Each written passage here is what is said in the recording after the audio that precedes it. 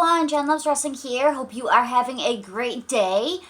Today we are going to talk about NXT, the NXTs, NXT UK and NXT.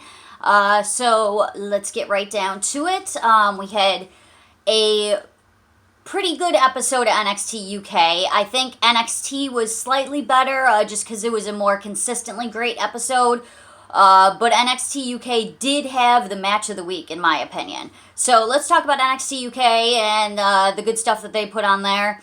We started with Supernova Sessions, Sha Samuels and Noam Dar. This is Noam Dar's talk show, and he had Gallus on. And first of all, I just want to say how much I am loving Sha Samuels and Noam Dar together. That just feels like a very organic, great fit. They complement each other. They're, sorry, I'm distracted by my split ends here.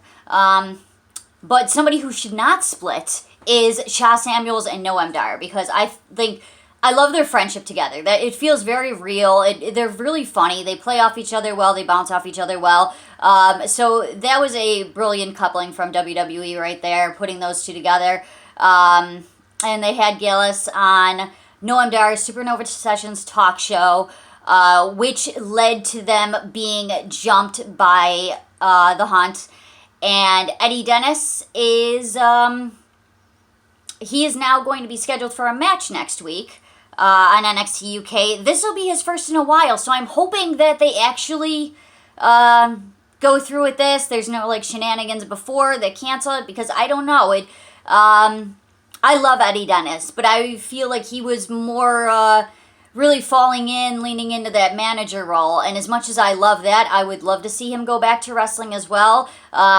We just don't know what his he has to overcome with these injuries. So I'm really hoping that we actually do see Eddie Dennis compete in his match next week. All right, so the main event of this show was my favorite match of the week. We had Kenny Williams defeating Amir Jordan. Now, Kenny Williams and Amir Jordan, for those of you who don't follow NXT UK regularly, and really should, not try and tell you what to do, but it is a fantastic program.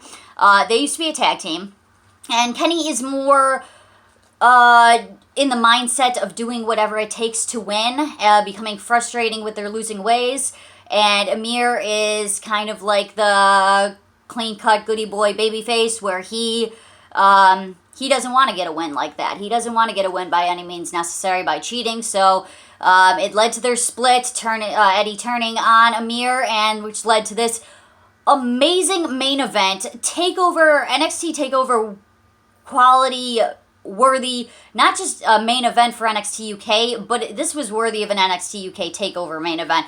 These two really brought the fire and intensity. Like 30 seconds into the match, I even said, I was like, man, these guys are going at it. And brutality isn't always, how can I word this? It's not always what you're thinking, where the match has to be unsanctioned or no DQ or aggressive or anything. It's all in the selling. It's all in the delivery. It's all in the way that they tell their story. And there was so much intensity in this. The facial expressions were great.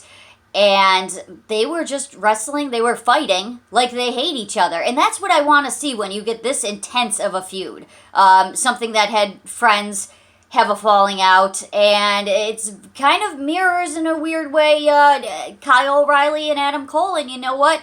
I got to say, for this particular match, if you compare this with O'Reilly and Cole for TakeOver, I think that Kenny Williams and Amir Jordan did it better.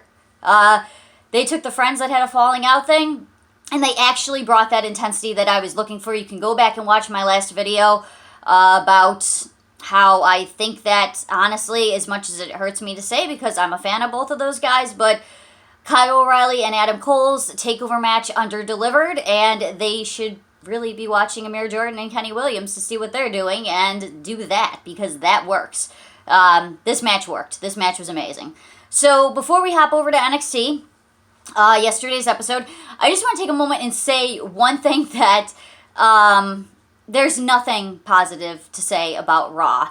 There's a lot positive to say about SmackDown, but one thing that's really annoying is the lack of respect and lack of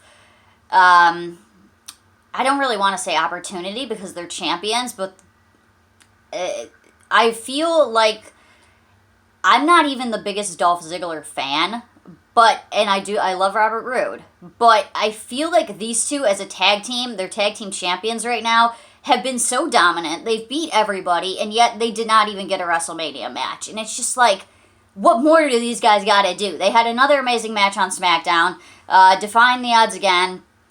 So I just kind of wanted to, drop in the comment section below if you agree with me that these two are the most underrated champions in the entire company.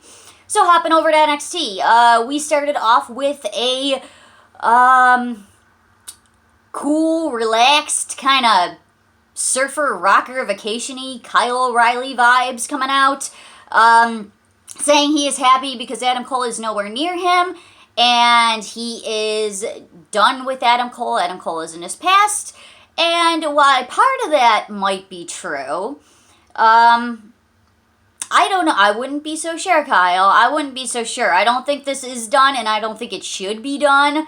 But nonetheless, while Adam Cole was away, Kyle O'Reilly was looking for what was next for him, and it was Cameron Grimes. Cameron Grimes comes out, proposes a business opportunity, wants to be business associates with Kyle O'Reilly. Kyle kind of plays into it at first, and I knew the other shoe was going to drop, even though, honestly, I was enjoying these two together, getting along, just because their personalities are, like, they really played well off each other. They were great. That was like, wow, I didn't notice how well these two go together. I was like, Kyle, say yes, like, work with the guy. But Kyle ended up saying no in the long run, and they went on to have a fantastic match, which was the main event of the night. Kyle O'Reilly defeated Cameron Grimes in the main, and it was a fantastic match. And I knew it would be because even before I was thinking, oh, cool, Cameron Grimes is proposing a business idea to Kyle O'Reilly. Kyle should totally do it because I want to see them work together. My first thought was Grimes came out, and I was like, wow, I never realized that this is a match I need. So, and I got. Thank you, NXT. It was fantastic. I loved it. Next, Sarai arrives to NXT. We show her arriving in the parking lot. She is greeted by Regal. And then, as they are making their introductions, Zoe Stark comes along too, and very respectfully introduces herself and says, if you ain't got nothing else going on, I would really like a match with you, because I am a big fan. And I think that we would have a fantastic match, and it would be wonderful. And you know what? They went on to do it, and it was. This was a great match. And I understand this was Sarai's debut, and this was her showcase. I get that.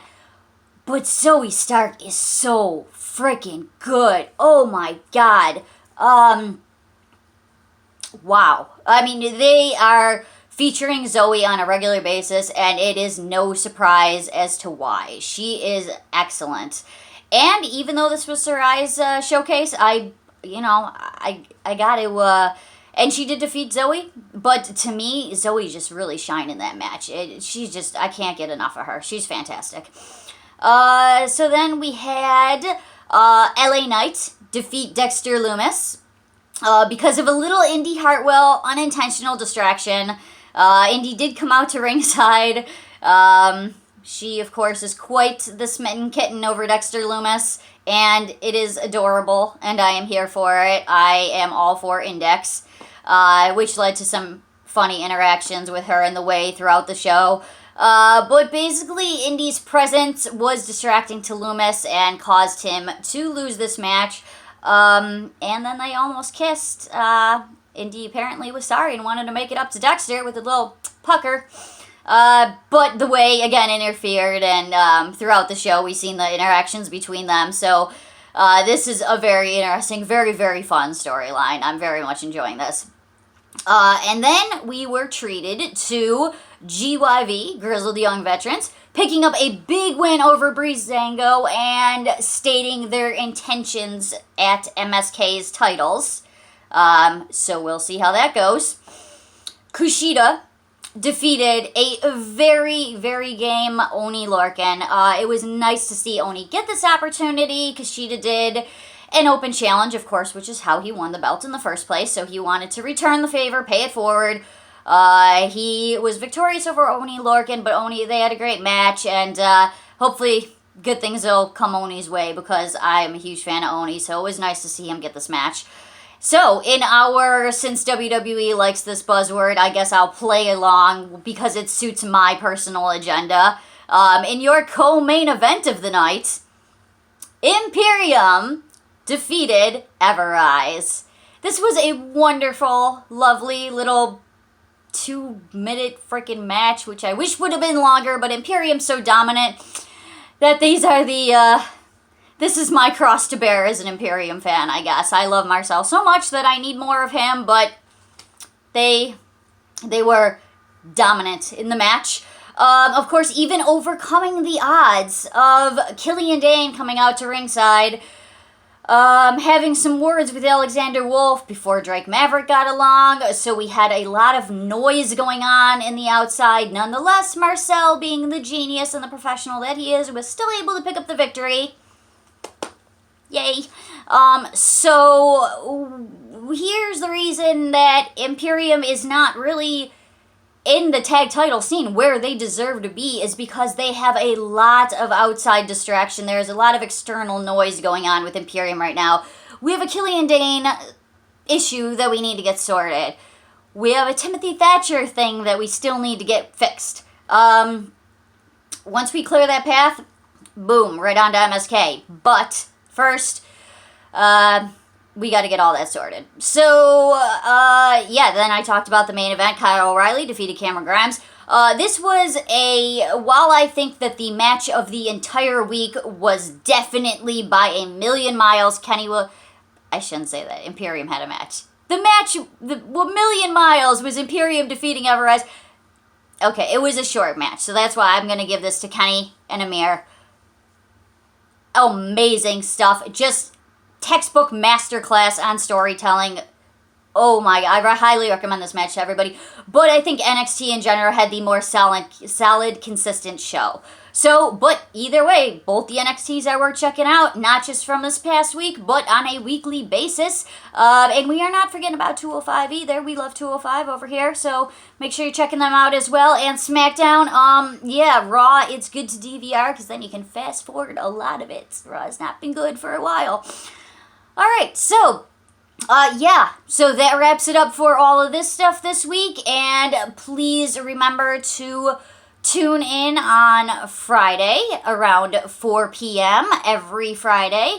I am on YouNow live streaming, so if you want to come chat with Jen Loves Wrestling, here I am. You can find me 4 p.m. Eastern Standard Time every Friday. Hope to see some of you guys there. I love you, appreciate the support. As always, don't forget to like, subscribe, share all the stuff, this video, and I love you guys, and I hope you have a good week. Love you. Bye. Mwah.